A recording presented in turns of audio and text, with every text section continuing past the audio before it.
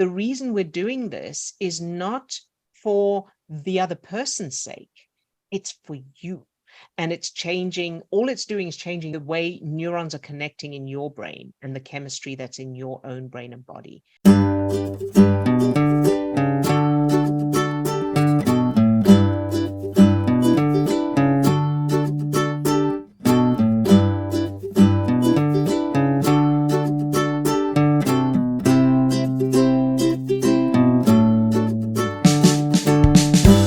You have a question, Donna? Hi, Donna. I do. Swasti, thank you for that, because I've struggled with that at times too, where I don't feel I have anything to bring. And I do look at other people and for whatever reason think they're more amazing, better, whatever. And I just don't measure up. So yeah, definitely. Thank you. Yes. I've not really addressed this directly. And it's really, I suppose it could be general, and I don't know. I'm just going to ask. With the way things have been in the world the last few years, I don't seem to be able to feel safe at all. And I know that my entire childhood was unsafe. And I get that. But where do you go for a reference when everything is going wrong? Like what's going on right now? I live in Canada. Oh my gosh, this, that, that kind of thing. What's going on in Israel? What is going to happen? Are we going to have a World War III? We just got over this horrible pandemic and all of the restrictions. Now our freedoms are being taken away. Oh no, oh no, oh no, oh no. And it's just one thing after the other. I've had to shut off all my news feeds. Mm-hmm. All of them. I will go and look when I want to look. I don't want that stuff flashed in my face anymore because it triggers me. It literally triggers me. And I can't seem to settle my nervous system down. All right. Very good. So thank you so much for bringing this, Donna, because you're not alone. This is going to be affecting a lot of people. And you're right to switch it all off for the moment. So in other words, you're absolutely right to be protecting yourself from, the news feed and everything for the moment. So that's a good temporary measure. Where you want to end up, so what you're aiming at, the goal you're aiming at, is that it doesn't matter. In other words, there's news, there's no news, you're not triggered by it.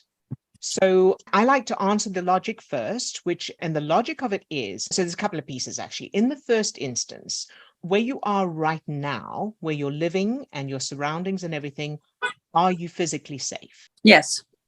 Okay. So there's no imminent threat? No. Okay. Very good. Obviously, for those watching, anybody watching the recording and so on, obviously, if you are in a physically dangerous situation, the number one priority is to get yourself physically safe. So that's a given.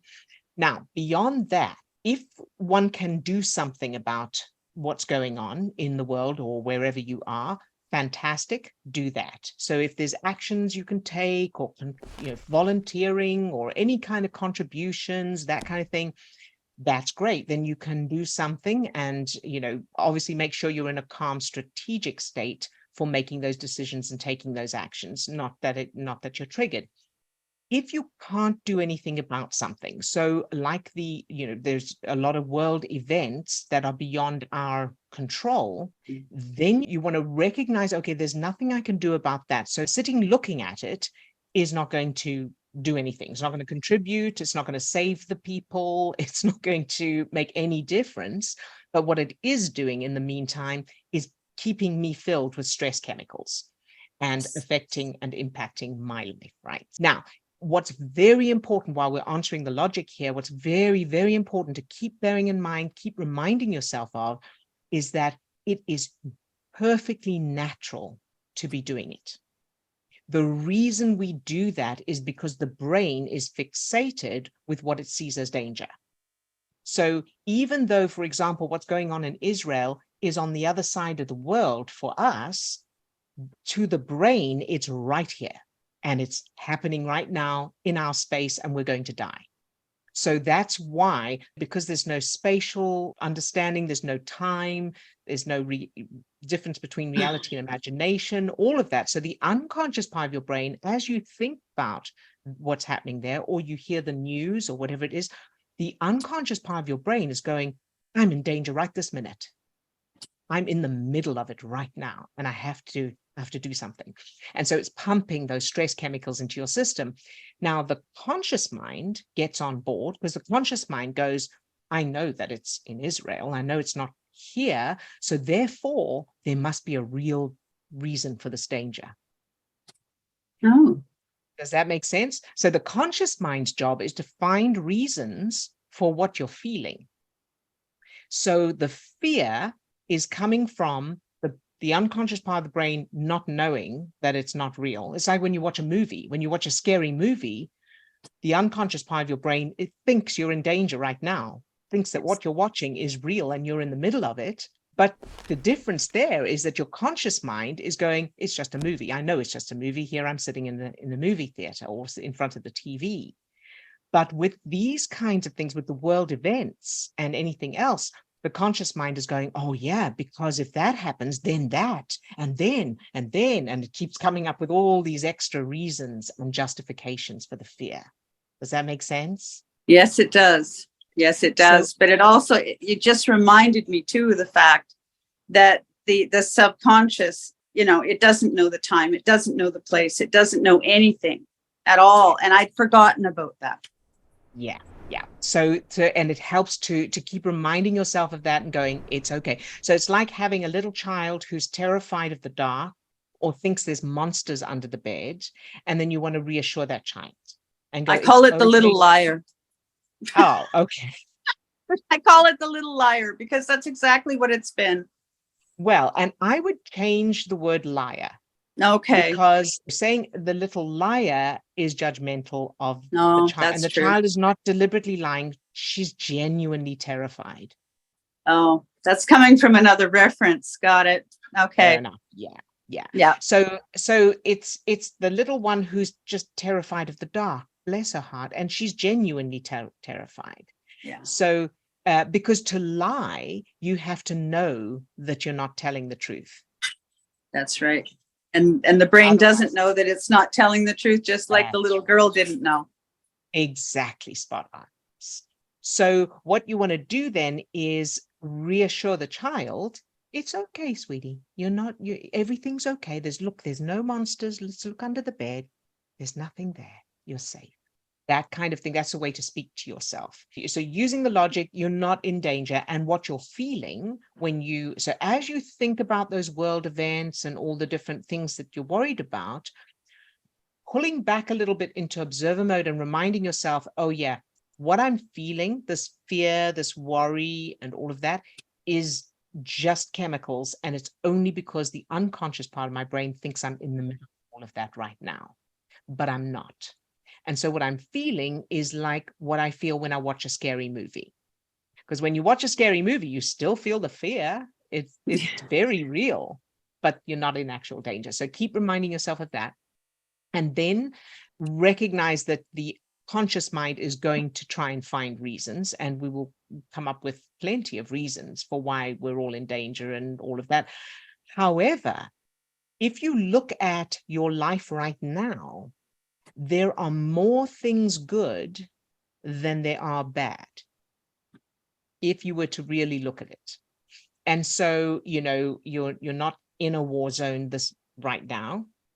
You have shelter, you have food, you have electricity, you have the internet, you have certain people. But the thing is that the brain will fixate on the one dangerous thing and ignore all the good things, because that's survival. Because it doesn't matter how beautiful your cave is with all your things and you've got food and you've got your family, if there's a tiger outside, right? It's the tiger you need to pay attention to survive. So that's what's going on there. So that's as far as the logic side goes. Now let's look at the references.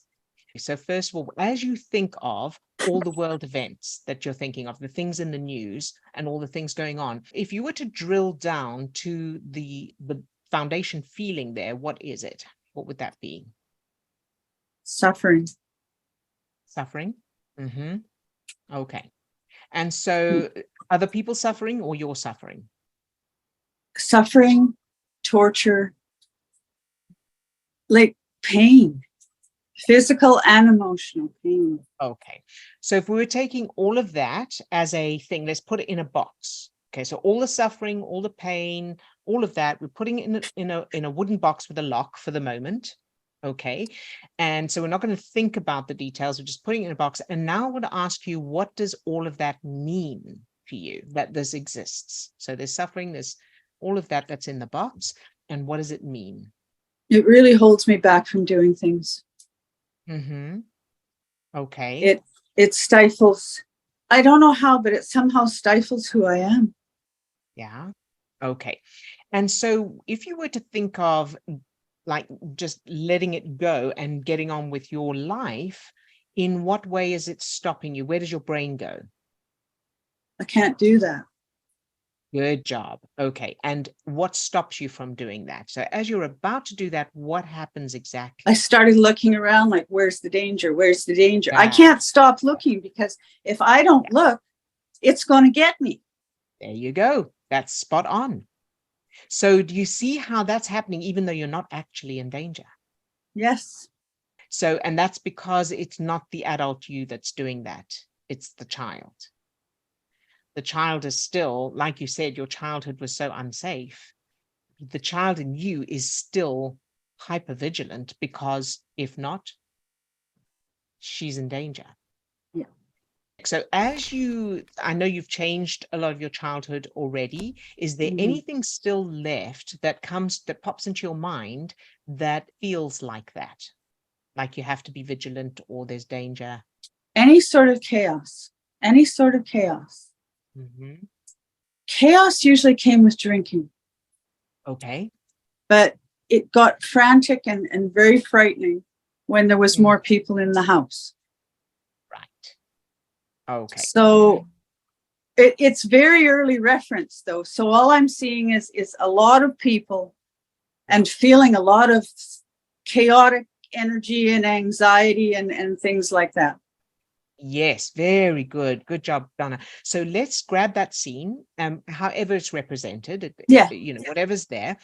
And I want you to see if you can imagine someone like, and it can be anybody, it can be a celebrity, it can be a fictional character, it can be a real person, someone who you feel has a presence of control and influence and who feels good, would feel good to have them there. Oh, I don't know if it's a good idea. The first one that came to mind was Machete. Oh, I don't know that. I don't know Machete. He was a man who grew up in circumstances similar to mine, who ended up in terrible jails and everything like that, and pulled himself out of it and became one of Hollywood's most respected actors. He was killed and maimed so many times it was ridiculous, but he looks like a big, mean, like he said himself, I was the biggest, meanest Mexican around. Okay. All right. And so let's just double check. So if this was real and you could, as a little child, you could have him on your side in that scene, how would that feel? Amazing. Good. I wouldn't fear anything. I wouldn't fear anything. Perfect. So I want you to see if you can give that little you the gift of Machete. Yes. You can? Good job. I can. Good. And so from now on, he's with that little you all the time. He's like your bodyguard and he's your spokesperson. So if there's any nonsense, he speaks up. And can that little you feel safe with him, with her? Good. It serves a double purpose too, interestingly enough, because I never knew a father. Ah, okay. So it also interestingly kind of fills that void too. Good, very good. So that's good as a temporary thing for a father. We do want your father in as well. So, but we start with the Machete. Okay, so he's with you all the time and you are always safe. So now let's go to that chaotic scene. Okay. So there's alcohol involved, there's chaos, there's a lot of people. What will Machete do to change that, to Out. correct it. Good, And they good, will good, good, go. good. And they will There you go. And everyone will leave and take their alcohol with them. And my mother won't drink. And maybe she'll come tuck me in. Very, very good. So that's the first stepping stone there, is that Machete makes them all leave, take their Yeah. stuff with them. Okay. Done. Now the Done. second, good. The second stepping stone I want to put in here is that Machete's there all the time anyway, but you also have a magic wand. And there's all this chaos, people, alcohol, and you wave your magic wand and all of the people disappear. And your mum is left there, and you wave your magic wand again, and the curse that she was under, which is drinking, lifts. And it was a spell. It wasn't really her. And that spell, that curse lifts, and she's, oh, thank you so much, sweetheart, for freeing me. And she hugs you. How would that feel? I really hadn't been able to have a positive thought about my mother alive. Yeah. I had to go around it to work on her. Right. And this is actually the first time I've ever thought about something like that with her alive. Yes. Okay, very good. And how does it feel as you think of that? Deep. Deep, yes. Emotional. I'm gonna work with this one for sure. Good job. Yes. Magic wand, huh? Yes, indeed. It's very, very handy. Okay. That's it. Because the thing to bear in mind, you know this pretty much, but I want to just let everybody else know as well, especially the new ones, is that using something like a magic wand is very powerful because the unconscious part of the brain doesn't know that it's not possible. That's true. So the unconscious part of the brain, as you pretend you're using that magic wand in this memory, the unconscious part of your brain will absolutely believe it. Just like when you watch Harry Potter, the unconscious part of your brain believes what you're watching. And so you get the feelings with it.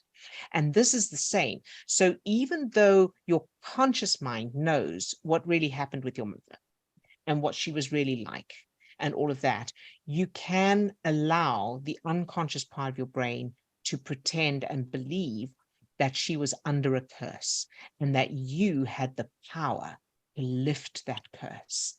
And so there's a few different things going on here, including empowering that little you. You have no idea. My mother fancied herself a witch. Okay. It's just uncanny. I'm sorry. All this. That's okay. It's That's a bit uncanny. Yeah, it's interesting. So you've got a few more pieces of data to work with then, right? You can just add to it. It's very interesting how this might like just totally weave in. Yes. And it's already working on my subconscious mind. Good. And Thank of course, you. the reason you're very welcome. And again, for those new people, the reason we're doing this is not for the other person's sake. It's for you. And it's changing, all it's doing is changing the way neurons are connecting in your brain and the chemistry that's in your own brain and body. Very good, Donna. So how do you feel now about that? Deeply moved and very calm. Very calm. Very calm. It just seems to be welling out like a drop of water. Oh, and very, very calm. I think there's going to be some more domino effects in this, and that's what it feels like. Absolutely. And now let's just check in with the little you. How is she feeling? She's happy. She's happy that she can see this. She can see that something's happening, something's moving. It's unusual for her to feel this relieved. Good. Thank you. There you go. You're very welcome. And so what I want to go back to very briefly is, so does she feel safe is what I want to. Yes, she's holding Machete's hand on one side and Mum's on the other. There you go. That is perfect. Well done. So now, moving forward, you want to practice all of this, of course, and establish it and feel the feelings, the good feelings and that. As for the world events, we want to keep them in that box for the moment. Okay, so there's no need, there's nothing to be done about those world events right now. No. So let your brain know whenever it comes to mind, go, it's okay. They're all in the box and I will deal with them at some point. But right now, there's nothing to be done. And all I'm going to do is focus on this. All right. And then when you feel ready, you will be able to come back to this recording. Hi, Donna, watching the recording. Be you that's watching the recording now. So come back to this recording and then you think about the box. Okay, so when you come back to this recording, you've already established all the new references. So you've established the machete and your mum and all of that. Then you want to think about the box and notice how you feel. Do I feel, if I think about the box with all the world events in it and all of that stuff, how do I feel? Do I feel any negative things, any fear, any worry? And if so, leave it in the box and keep moving forward with all the new references. When you get to the point where you think, oh, I don't feel anything about what's in the box, it's okay. I know it's no danger. I feel safe. I feel okay. Then you can think about, okay, so if I were to open that box and look in it, how would I feel? But you're not going to open it. You're just going to imagine, if I were to open it, how would I feel? So you keep doing that until you feel like, yeah, it's nothing to do with me. It doesn't worry me at all. It doesn't bother me at all. Then you can let that go. Does that make sense? What we're doing there? Yeah. So we want to make sure that the references have changed enough for you to not be triggered by the world events. Got it. Good. Very good. You're very welcome. Thank you. Thank you for bringing this, because I know it will help others as well. Good job, you. All right, everyone. So I think that's it for this week, and I will see you all next week. Lots of love to all of you. Bye-bye now.